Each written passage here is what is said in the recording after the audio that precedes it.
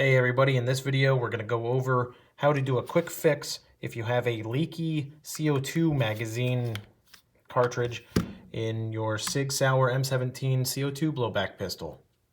I did find an issue with this gun. I just ran into it where I put my CO2 cartridge in there, close it all up, and then it just continues to leak out the top, so there's probably a bad seal or something, so I have to take a look through the manual or whatnot and see what the deal is with it. Let it, if you run into this issue, let it run out the top. Don't put your finger here like I'm doing because it gets pretty dang cold. And if you would rack this lever back, all the CO2 would come shooting out, and there's a small possibility that this could get loose and come flying up at you. So just let it leak slowly out of the top, come back to it in 10 minutes, and I'll see if I can figure out a repair to this.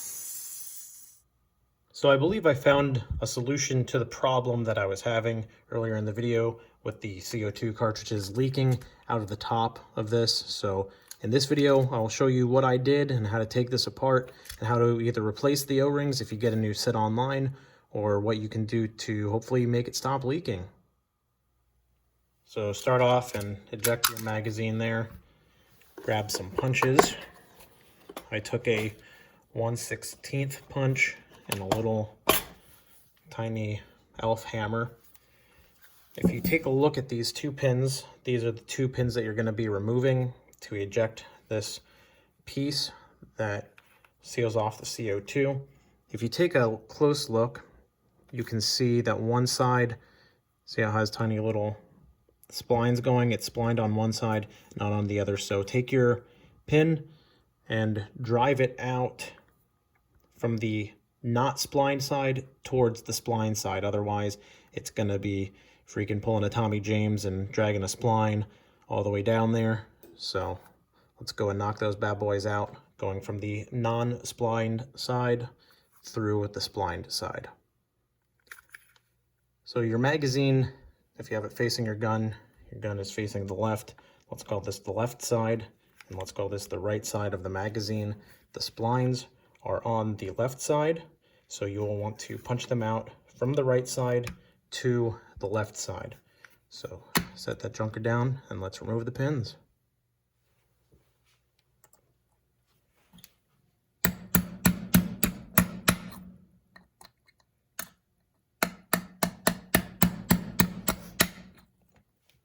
When they pop out like so, then you can grab onto this little junker and it kind of pulls straight up.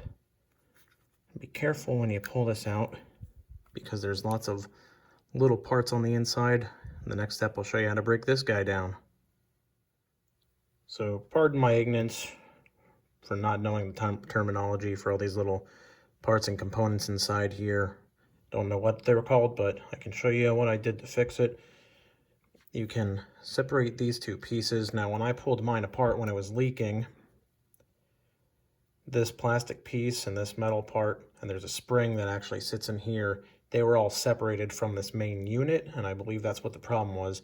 If you take a gander down here, I know it's a little bit difficult to see because of the lighting, but there is an O-ring here, and then there's an O-ring deeper in there. I believe Sig sells replacement O-rings. There's also a little aluminum washer here, which I can take out for you.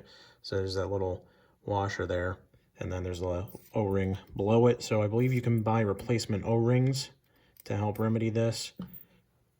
To replace those guys, chuck this back in place. Now what I did, since my piece here and the spring were separated from this unit, is I installed them back in here, pushed it down, and I took my little hammer and I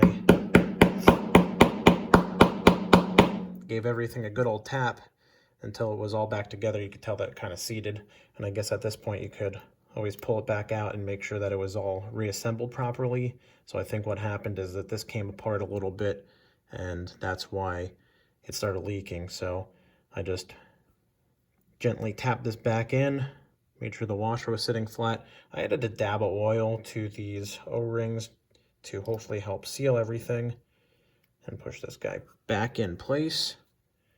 and then you're ready to reinstall it in the magazine. Now take this whole assembly, pop it back in here, make sure that the holes are clear and everything lines up, and you will now have this lever facing you. Take the pins with the splines, you can see the splines at the top here, splines facing up, and drop the pin in. This one, splines facing up, pin in, and tap those guys into place.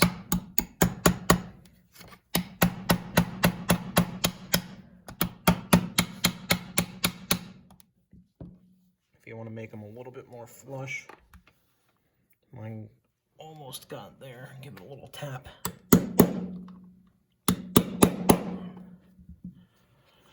Check the other side, make sure it's not protruding or sticking out, and you should be good to go. So when I load a new cartridge, which I will grab, we will see how it does. Let's get a new cartridge, slop it in there.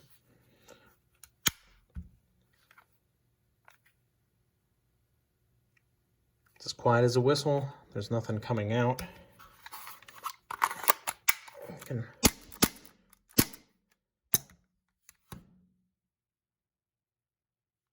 Nothing. So it's holding air.